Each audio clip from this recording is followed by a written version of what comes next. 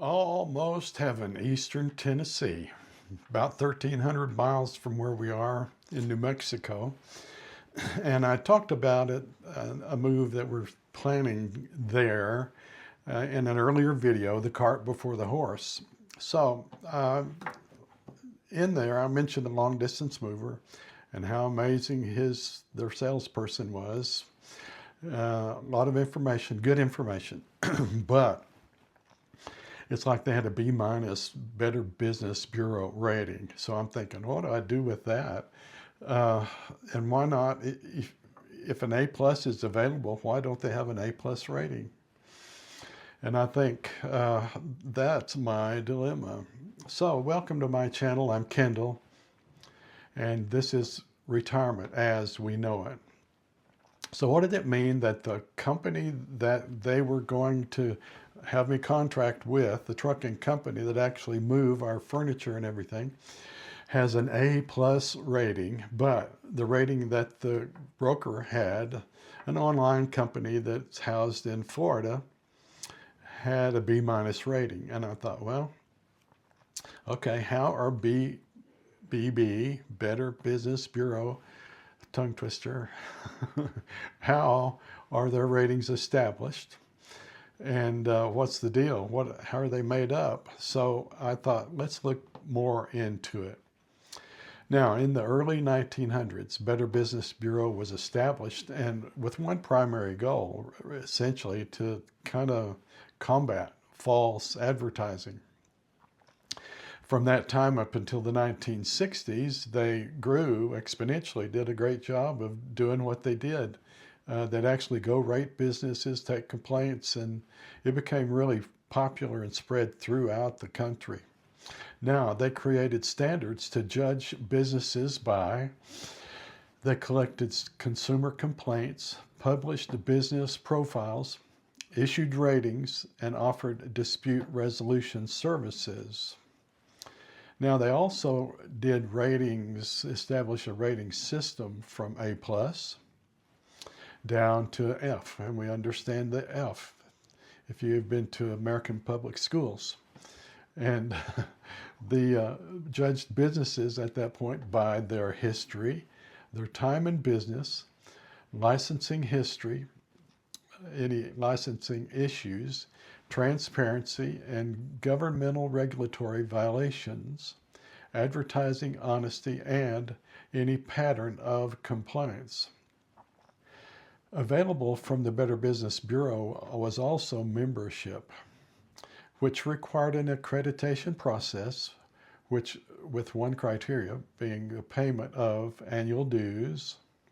Members could proudly display the Better Business Bureau accreditation seal on any communication. And as membership is not mandatory, any business could receive a Better Business Bureau rating without actually having to be a member. So how accurate is the system? Some people claim that there was preferential treatment to those who are dues paying members. Preferential treatment, they got higher ratings. And then came a 2010 investigative report from ABC News that alleged that there were inconsistent ratings, more favorable ratings going to paying members, non-paying businesses received poorer ratings, and consumer complaints were ignored in many cases, which prompted the Better Business Bureau to revise some of its rating methods. Now, I have a link to that story, the ABC story, and the Better Business Bureau in my notes, so you might be interested in looking in more to that. Now, they also note that the Better Business Bureau had no legal enforcement capability. So they can't locate a business, they can't shut it down, they can't force the business to refund, or they can't issue any kind of penalties. However, what they can do, lower their ratings, publish complaints, revoke accreditation, issue alerts, and offer voluntary arbitration and mediation services. But that's not good enough for a lot of consumer advocates, and they're still critical of the rating system.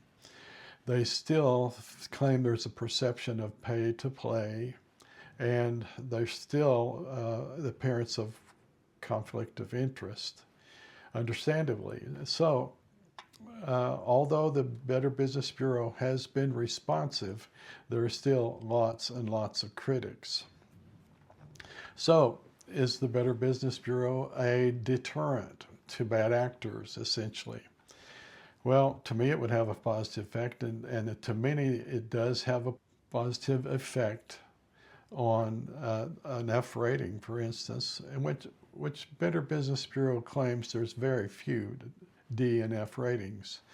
But the positive rating would really make you want to resolve issues or whatever it took to get yourself up into a positive rating, an A or A plus rating. So what do I do?